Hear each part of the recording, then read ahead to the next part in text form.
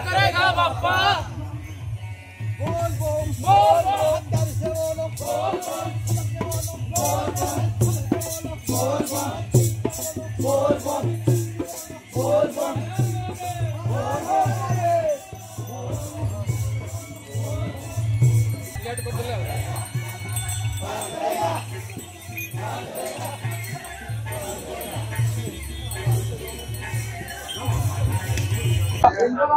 श्रावण मासर आज हूँ द्वितीय सोमवार।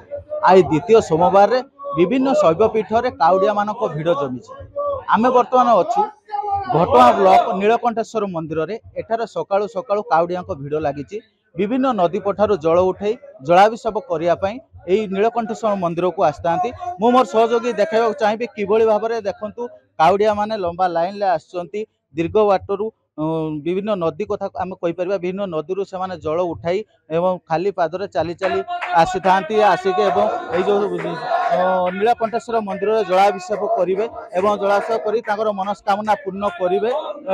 आम देखुए किपरि भाव में ये है नीलकंठेश्वर मंदिर जहाँकि पहाड़ उपर अवस्थित एवं एठारे 164 पाहच चढ़ी आसता भक्त मैंने आसवे आसी सीधा देवदेव ऊपर जलाभिषेक करेंगे और जलाभिषेक कर सारा मनस्कामना प्रभु को जणाइबे।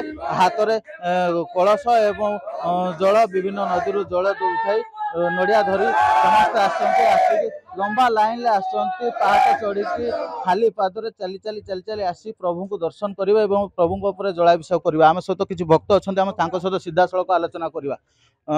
कौन कहबे आज्ञा कौटू आसते कौटू पानी उठेले केमिति आसले कौन मानसिक थिला? मानसिक थिला डेंकुटू आस मानसिक थिला पूर्ण होइछ। मानसिक कौटू पानी उठेले केमिति आसले कौन प्रभुंकर महिमा? पानी डंगाधर नदी पानी उठेलु पानी उठिके आम ठाकुर पाखु आस चली देखो शुणुले से विभिन्न नदी पठार जल उठे आसुले चली चली आउ किसी समय पर लंबा लाइन में ठिया किसी समय पर प्रभु को दर्शन करेंगे और प्रभु को निकट जलाभिषेक करेंगे। कौन कहे आज्ञा कौटू पानी उठे कौन सोमवार केमिति पालन करती श्रावण मास पुण्य मास केमिति पालन करती? आमे पूरा ये मास जाक पालन करूँ आमिष ग्रहण करूना। आमे पूरा निरामिष भाव में गोटे मास पूरा पालन करूँ निरला रे रहू।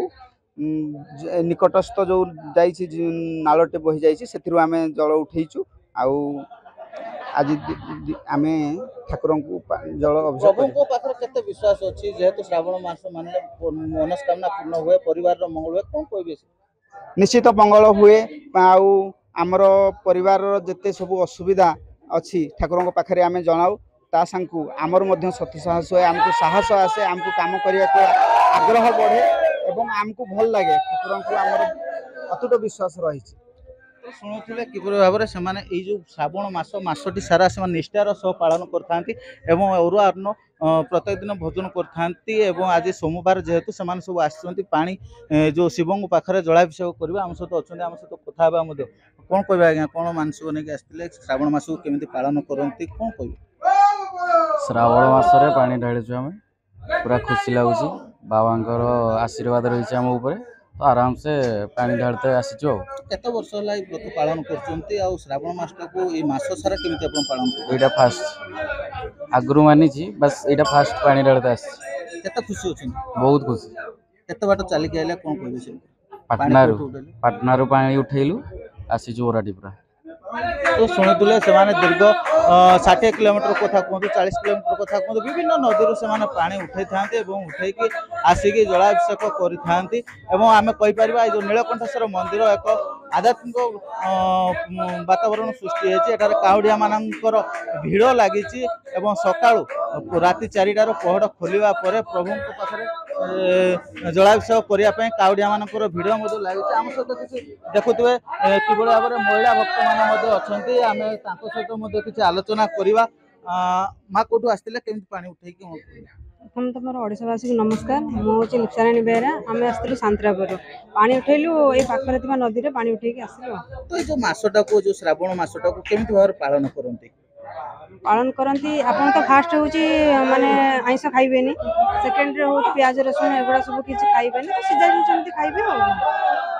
केते खुशी अछन मासटा सारा पालन कर साला पर प्रभु आज जलाभिषेक करिया पे आछन केते खुशी अछन बहुत बहुत खुशी तो शुणुले माने विभिन्न नदी पठारू पानी उठाई एवं जलाभिषेक करिया पई ए जो नीलकंठेश्वर मंदिर को आसी थांते एवं बहुत खुशी अछंती खाली पादर चाली प्रभुंकर नाराबाजी दे नीलकंठेश्वर बाबा ऊपर जलाभिषेक करेंगे एवं आम कहीपर निश्चित भाव में नीलकंठेश्वर मंदिर पीठ एक आध्यात्मिक परिवेश सृष्टि होती काउड़िया मानकर भिड़ धीरे धीरे बढ़िबार लगी एडारे से बाबा नाम समस्ते उत्साह अच्छा केन्दुझर जिला बाराटीपरा मंदिर निकटू सविंद्र कुमार जेना नंदीघोष टीवी।